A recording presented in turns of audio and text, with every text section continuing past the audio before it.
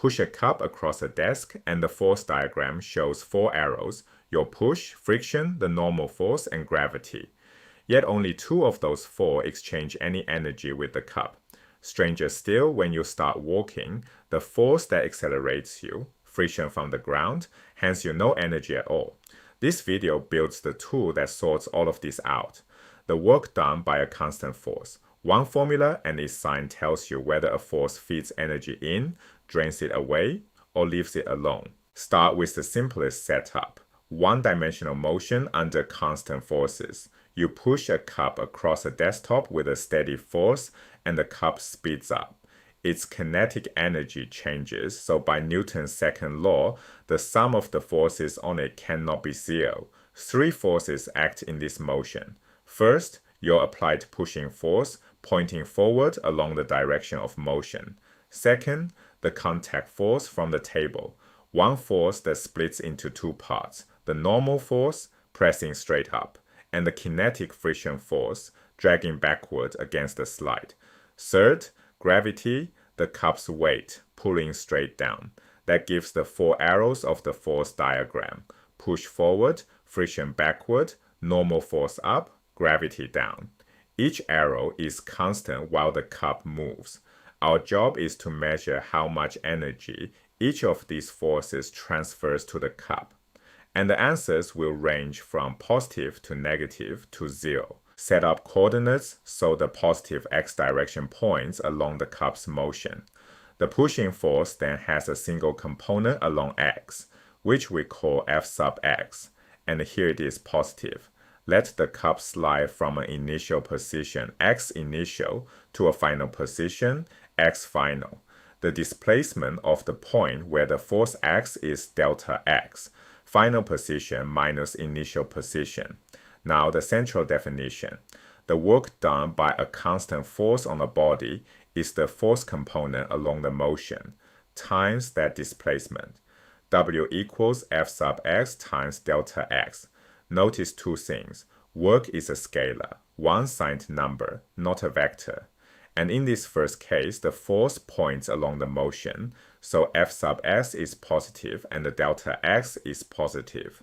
The work is simply the force magnitude times the distance through which it acts, and it is positive. The push feeds energy into the cup. Check the units. Force in newtons times displacement in meters gives Newton meters. Expand the Newton, 1 Newton is 1 kilogram meter per second squared, so 1 Newton meter is 1 kilogram meter squared per second squared, and that combination has its own name, the joule. Now compare with kinetic energy, 1/2 mv squared. Kilograms times meters squared per second squared, exactly the same combination. Work has the same dimensions and the same SI unit as kinetic energy. That is no accident, it is the first sign that work measures energy in transit. One subtlety in the definition carries real weight. The displacement in the work formula is not the displacement of the body as a whole. It is the displacement of the point of application, the exact spot where the force acts. For a point-like object, such as our sliding cup, the 2 are identical and the distinction never surfaces. But on an extended body, a force can act at a spot that moves differently from the rest of the body, or does not move at all. Then you must track the application point itself, where the force acts, and whether that spot actually moves along the force's direction. The next example shows why this fine print matters. Here is the classic case. You are standing still and you start walking. To speed up, your foot pushes backward against the ground without slipping. By Newton's third law, the ground pushes forward on you with an equal and opposite contact force, and the tangential part of that force is static friction. Static friction is the external force that accelerates you forward, yet it does 0 work on you. The reason sits in the definition. While your foot is planted, it is at rest. It does not slip and it does not slide. So the point of application of the static friction force never moves. No displacement of the application point means no work at all. That can feel wrong. You are plainly gaining kinetic energy and friction is the force accelerating you. but work tracks energy transfer and the ground transfers you none. The energy comes from inside. Chemical energy stored in your muscle cells converts into the kinetic energy of your motion plus some thermal energy. Friction redirects your push into forward acceleration. But every joule you gain, you supplied yourself. Back to the sliding cup where the friction is kinetic. The surfaces really do slide across each other. Kinetic friction points opposite the motion, so its x component is negative, minus mu sub k times n, where mu sub k is the coefficient of kinetic friction and n is the magnitude of the normal force. For a horizontal push on a horizontal table, the normal force simply balances the weight. N equals mg and the friction component becomes minus mu sub k mg. Multiplied by the displacement, and the work done by kinetic friction is minus mu sub k mga delta x. The force component is negative while the displacement is positive, so this work is negative. Friction drains kinetic energy out of the cup along the entire slide. Now score the whole force diagram for the horizontally pushed cup. The applied push points along the motion. Positive work. It feeds energy in. Kinetic friction points against the motion. Negative work. It drains energy out. Gravity pulls straight down while the cup slides horizontally. With no component along the displacement, it does zero work. The normal force points straight up, also perpendicular to the motion, so it also does zero work. 4 arrows. And the tally reads 1 positive, 1 negative, and the 2 zeros. Only a force with a component along the motion moves any energy at all. Time for numbers. Push a cup of mass 0.2 kilograms along a horizontal table with a force of 2 newtons over a distance of 0.5 meters. The coefficient of kinetic friction between the cup and the table is 0.1. We want the work done by the pushing force and the work done by the friction force. The push first. It points along the motion, so its work is force component times displacement. 2 newtons times 0.5 meters gives 1 joule. Now friction, its work is minus mu sub k mg delta x. Substitute the numbers, minus 0.1 times 0.2 kilograms times 9.8 meters per second squared times 0.5 meters. And the product is minus 0.098 joules, about minus a tenth of a joule. Put the two results side by side. The push feeds in 1 joule. Friction drains about a tenth of that. Same formula, 2 different forces. Energy flowing in for one, energy flowing out for the other, and the sign is what tells them apart. Now tilt the push.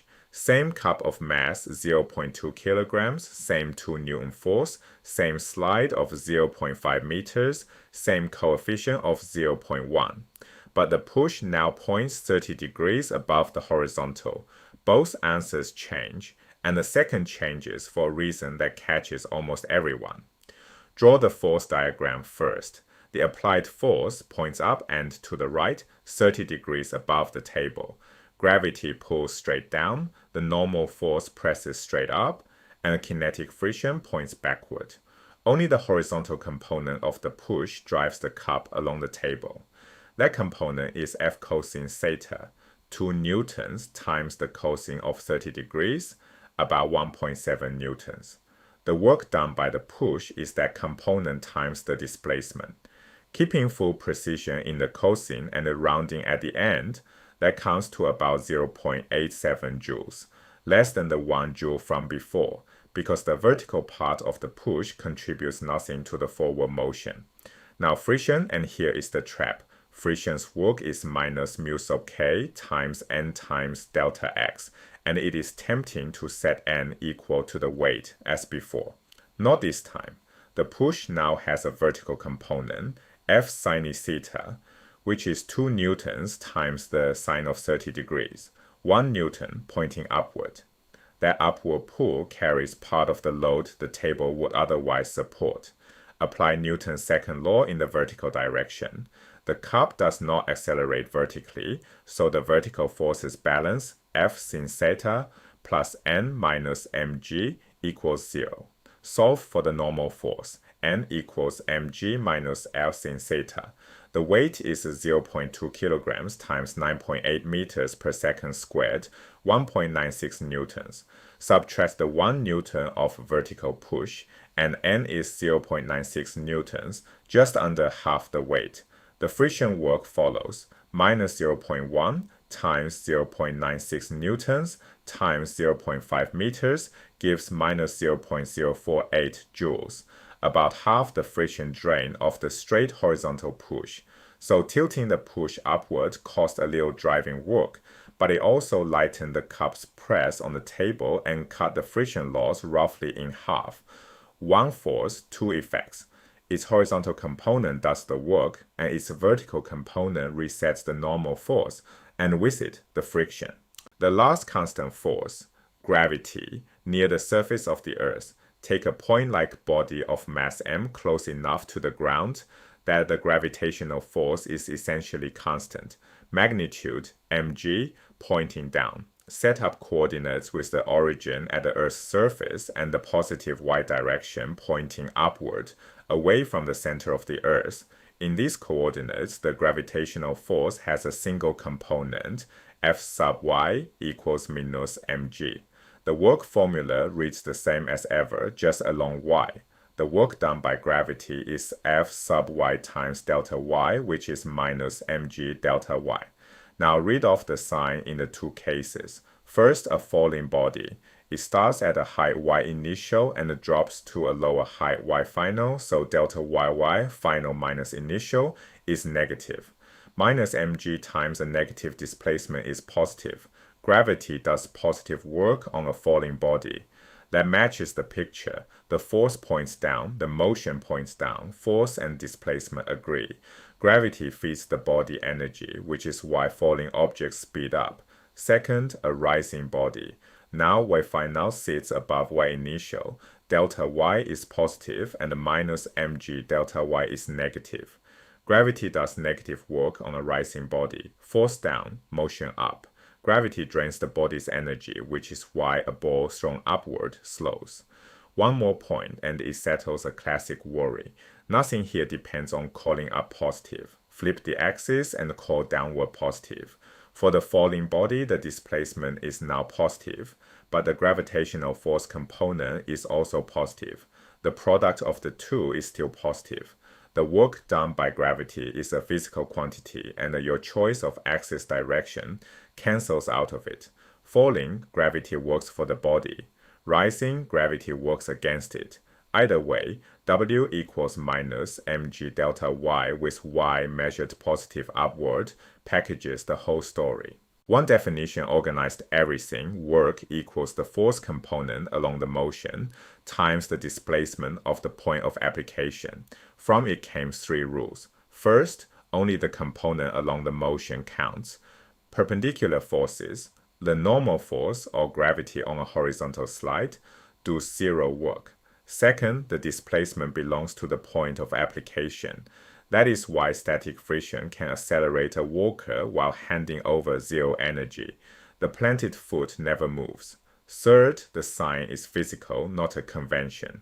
Positive work feeds energy in like your push on the cup, or gravity on a falling stone. Negative work drains energy out like kinetic friction or gravity on a rising ball. And the zero work leaves the energy account untouched. Keep the sign attached to every work you compute. It is the direction the energy flows.